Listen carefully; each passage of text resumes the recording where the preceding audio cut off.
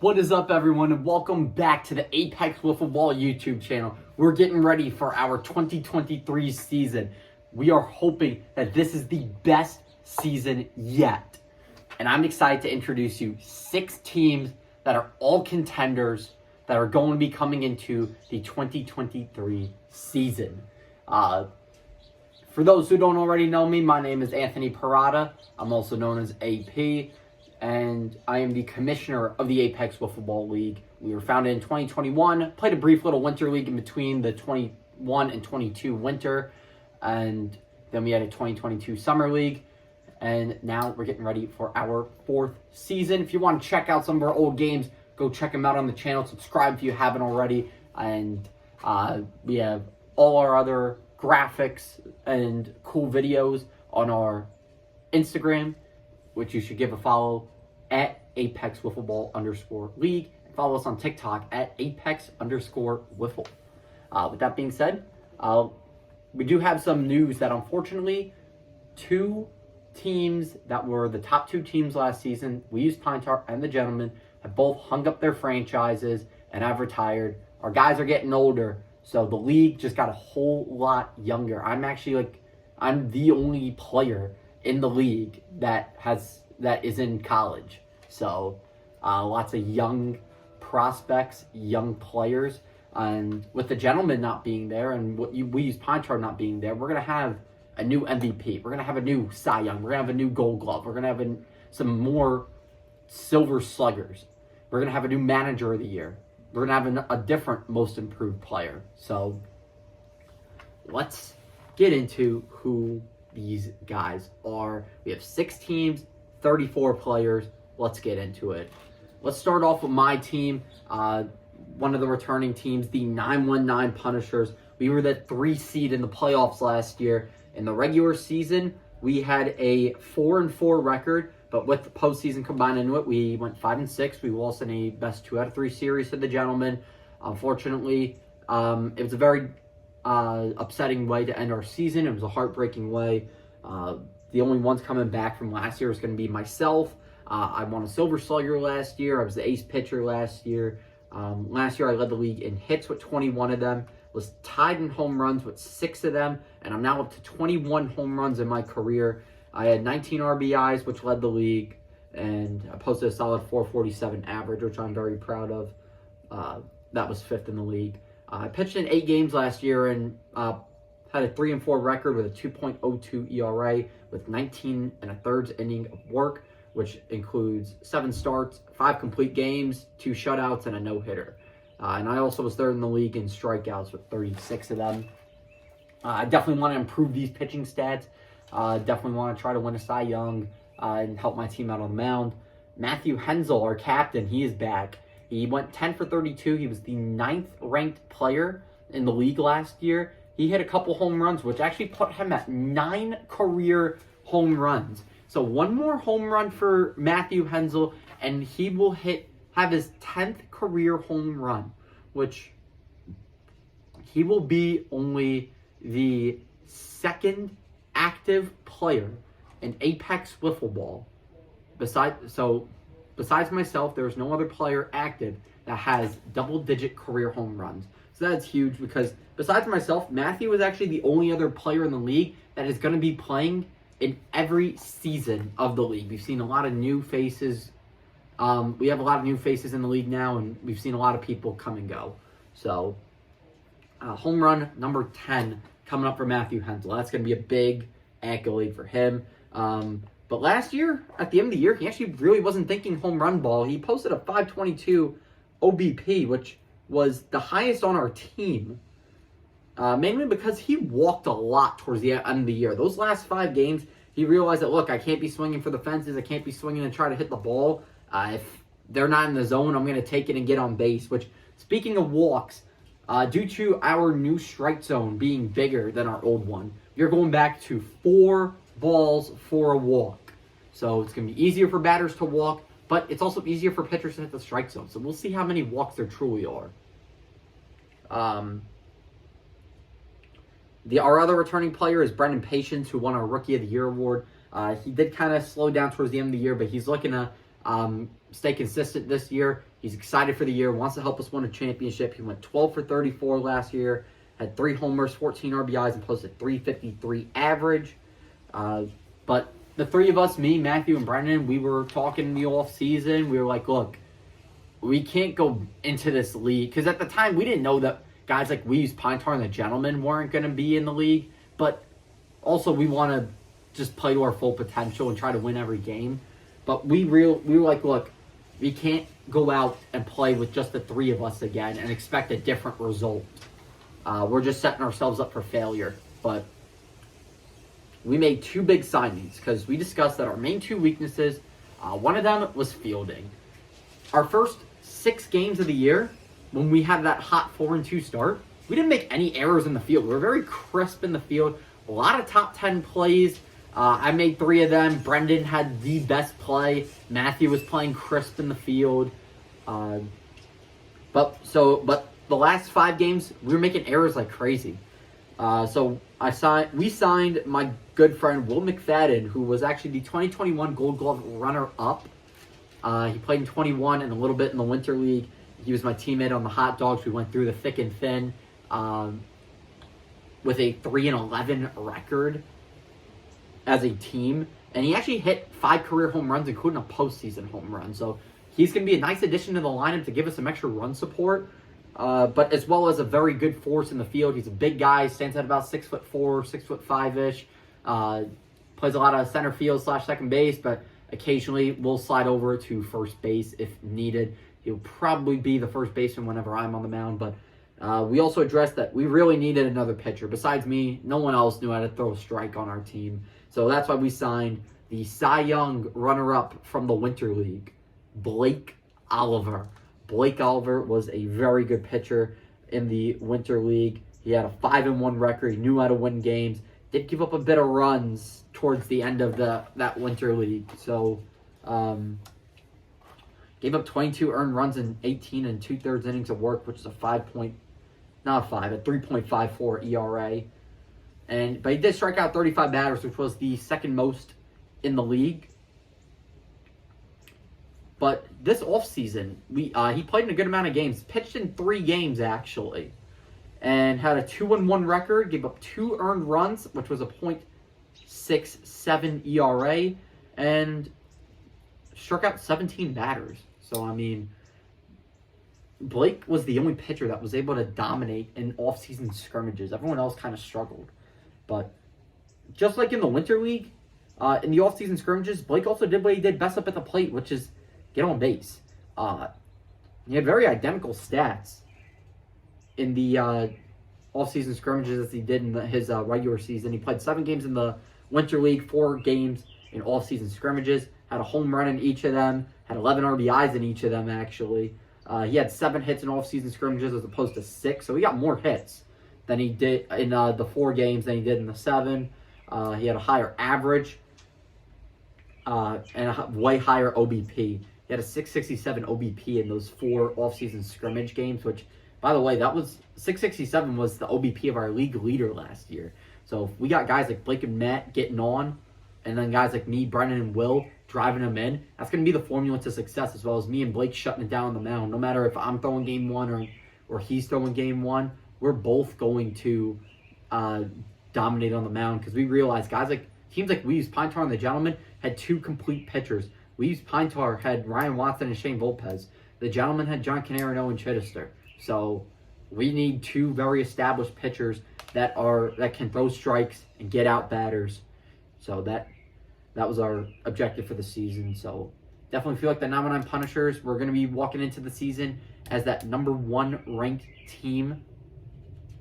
And I'm very excited to play, and we want to prove that we're the best. The next team is going to be our number 2 ranked team, the Courts. As we mentioned in one of our off-season transaction videos, we were going to bring back the franchises known as JSU and Purple Rain. But both of those teams, they decided to merge as one. And they are now known as the Courts. They are going to be captained by Brady Byler, the crafty right-handed pitcher who throws a nice slider and riser combo in off-season scrimmages. He actually hit the ball very well in the off-season. In 3 games, went 8 for 18 with 3 homers, which were all in 1 game, by the way. But he also had 9 RBIs, a 444 average, 524 OBP. Made 2 appearances on the mound. In his first appearance on the mound, he was looking really good. Struck out 9 batters, but did give up 2 earned runs. Gave up 6 earned runs in that winter invitational. The guys he was going up against were seeing the ball pretty well. But Brady is a very dominant pitcher. Definitely watch out for him, as well as myself and Blake Oliver in that Cy Young watch / MVP watch. He's accompanied by 2 2021 All-Stars, Matt Duncan and Harrison Stauffer. Matt actually won a Silver Slugger. Brady also won a Silver Slugger and went to that All-Star game as well. So those two are definitely going to back him up with the bats. Hit some homers. Matt Duncan had 2 postseason home runs against me in 2021 in the first round. That is actually on Instagram Live if you want to go check that out. They're accompanied, those 3 are accompanied by a guy who has endless potential, and we saw that potential in 2021. This guy is Maddox Romans. He was the captain of Purple Rain. He played in 1 game and actually hit home runs. So he had 2 career home runs, but after his first game of the year, unfortunately, in a non-wiffle ball related activity, he tore his MCL, which took him out for the rest of 2021, and then he couldn't find a team in the Winter League or 22. But this year is the year for Maddox Romans, comeback season, could potentially win Comeback Player of the Year, could potentially win Rookie of the Year, could have like a Brendan Patient situation where he didn't have enough eligibility and is still technically a rookie. So watch out for him up at the plate. They're also accompanied by 3 other guys, Nathan Scudder, Connor Clausen, and Alex Miller. Nathan Scudder is actually responsible for one of the 2 earned runs Blake Oliver gave up in offseason scrimmages. But those 3 will platoon in the lineup and try to do some damage. But a guy who they quite literally signed a few hours ago to the recording of this video, they signed former member of the Zoo, Caden Chrisman, who was an electric player on the Zoo, shows a lot of passion and emotion towards the game of wiffle ball. Was a very good hitter, played in 5 games in the Winter League, went 7 for 11 with 2 homers, 3 RBIs, a 636 average, and he also drew 9 walks, which gave him an 800 OBP. So Caden will either get on base, whether it's a hit, a walk. He has power. He pitched a little. It was a little rocky when he did pitch on the Zoo. The main thing that the courts need is what the 919 Punishers needed last year, and it was a number 2 pitcher. Brady's a very good pitcher, but with the number 2 pitcher rule, will they be able to win those game 2s when Brady runs out of eligibility? We could potentially see Matt Duncan or Caden Chrisman, like I mentioned, or even Maddox Romans on the mound, but it'll be interesting to see what they got, especially against some seasoned teams, such as like the 919 Punishers. And the next team I'm going to mention, who are actually the number 3 team in our power rankings, the 12-6 Mafia. They were known as the Mom Lovers last year. They are the only team, besides the 919 Punishers, coming back from last year. So these guys went 1-8 last year. And 4 of those losses did come to our number 1 team. We used Pine Tar. But I think these guys just have endless potential. They played We Use Pine Tar a lot, and almost about half the games they played in. Their captain's Brendan Fletcher, who had a kind of a rough season up at the plate last year. Went 4 for 21 with 2 home runs, though, 4 RBIs. Had a 190 average, though. But did have a 414 OBP, which is solid. The pitching was kind of a struggle with them. He went 0-3 on the mound. Gave up 9 earned runs in 9 2/3 innings of work with a 2.79 ERA. Did have the 5th most amount of strikeouts in the league, though, last year with 25 of them. Gave up 18 hits and 7 walks. He has his trusty sidekick, Lincoln Hogan. Lincoln Hogan had the most innings on the team last year on the mound. Through 10 innings, had a 1-2 record, gave up 13 earned runs, 3.90 ERA. Yet again, we used Pine Tar a lot. Had 24 strikeouts though last year, which was 6th, but gave up a lot of home hits and walks. So, but he has some really good stuff on the mound. He features a slider and a drop ball, which I think definitely Brennan and Lincoln have a lot of potential. Lincoln was actually ranked number 10 in our top 10 players video.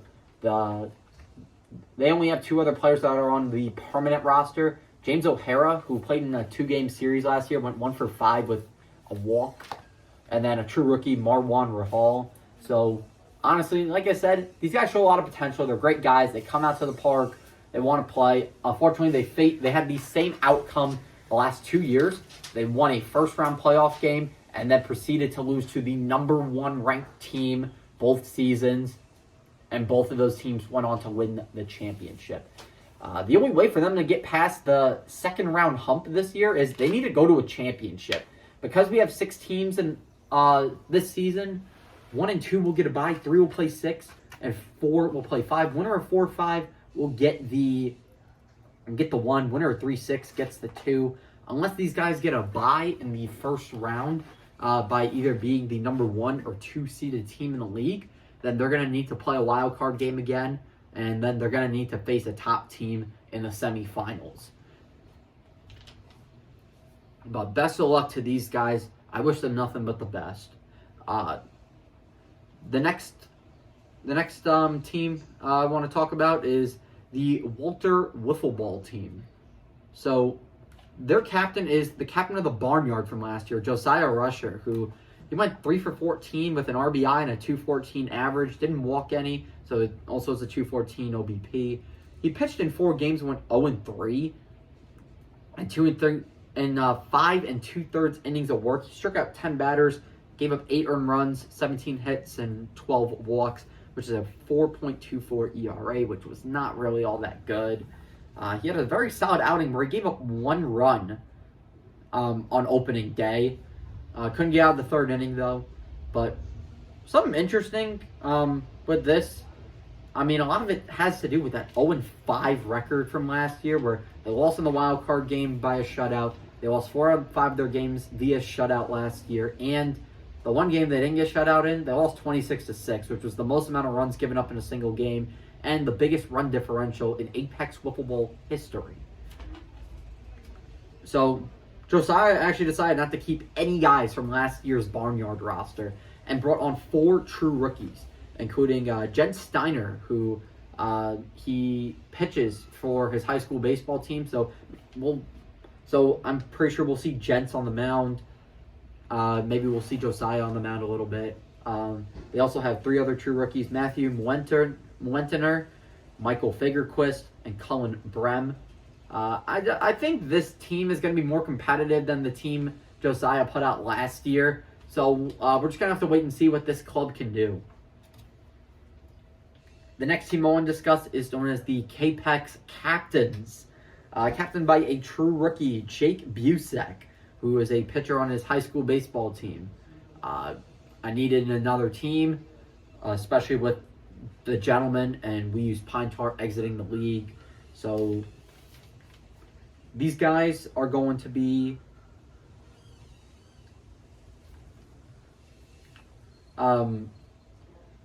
the expansion team for the year. Jake is accompanied by 3 other true rookies from his high school baseball team, Nathan Bunch, Jack Snipes, and Noah Sides. But they also have one other guy on their team who has wiffle ball experience, and that is J.J. Von Dett, who played in 2021, and he played in the Winter League for the Zoo. Lots of players. I mean, Caden Christman, J.J. Von Dett, and Blake Oliver all coming back. They were on that Zoo team, weren't available last year, but I guess they just have more availability this year. So, in the Winter League, JJ went 3 for 12 with a home run, and I know another one of his hits went like off the top of the fence and came back in, so he almost had 2. He had 5 RBIs. He also drew an additional walk, which gave him a 308 OBP. But these guys seem very excited to play, and I'm excited to see what they got. Their first series is actually going to be against the 919 Punishers. Yet again, the 919 Punishers taking on an expansion team in the opening series. That's going to be the second series of the season. So definitely watch out for the Capex Captains, despite them being a new team. I think they can compete as long as they get 2 established pitchers and they can hit the ball well. And the last team, we saw the announcement on the Instagram. We have a new expansion team known as the Bozos. And they are going to be captained by my younger brother, Chris Perrotta. He did get in on a little bit of action. Last season, he guest played for the Gentlemen. Ran around the bases, scored from first. He actually threw an inning against We Use Pine Tar. And despite getting into some trouble, he actually got out of that inning completely clean. And he even got a hit in that game. So he's 1 for 1 in his career. He played against Blake, Brendan, and Matthew in a little scrimmage with myself in the offseason, where even though Chris went 0 for 6, should have went 1 for 6. I still take the blame for the last one. He put a very nice piece on it, but unfortunately, I was too slow to get to second base and got pegged in the calf. Phenomenal play by Brendan, which that was actually the best play in the offseason. But Chris now has his own expansion team after watching the league the last few years. It's about time. The kid got bigger. He got stronger from the last time you've seen him on the videos. Looks very good in batting practice when we play in the driveway. He may pitch a little. I think he may be actually scheduled to pitch in Game 2, which, by the way, his team, the Bozos, are going to take on the Court in the opening series of Apex Wiffle Ball. So that is exciting. He's accompanied by another familiar last name, actually. So not only will it be one brotherly battle when the Nominee Punishers play the Bozos with me and my brother, the younger brother to Brendan Patience, Brantley Patience, is on the Bozos. So there'll be 2 sets of brothers going at it with that when those 2 teams match up later on in the year. But they're accompanied by their friend John Roget, who plays catcher for his travel baseball team.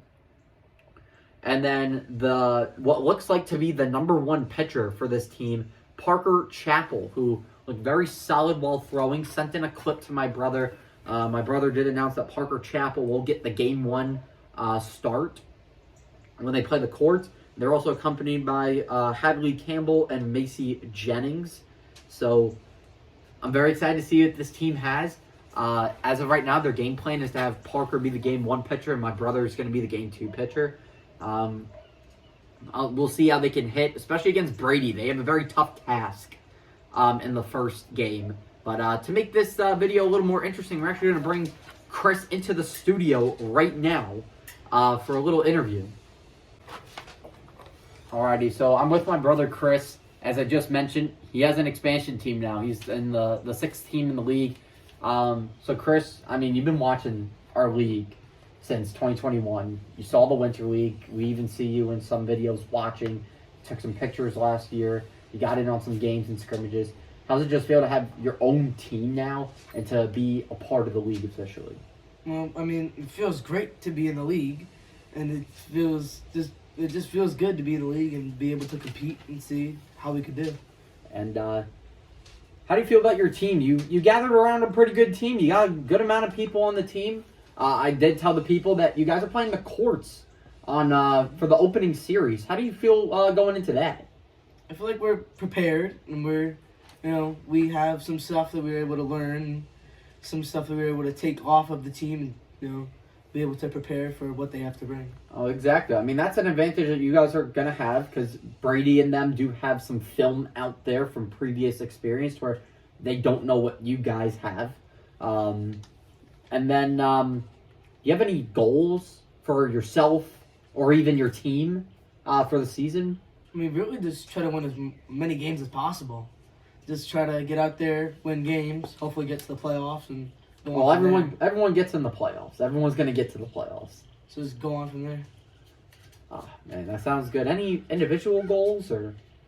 I mean, Rookie of the Year seems pretty good. Rookie of the Year. Oh, I mean, there's going to be a lot of Rookie of the Year candidates this season as we have a very young league. I mean, Chris and all his friends are 13 years old. I'm like the oldest one in the league. So, with that being said, those are your teams and your players. We're very excited. So the next video you will see next Thursday, 6 p.m. Eastern, courts bozos coming at you. This is AP signing off.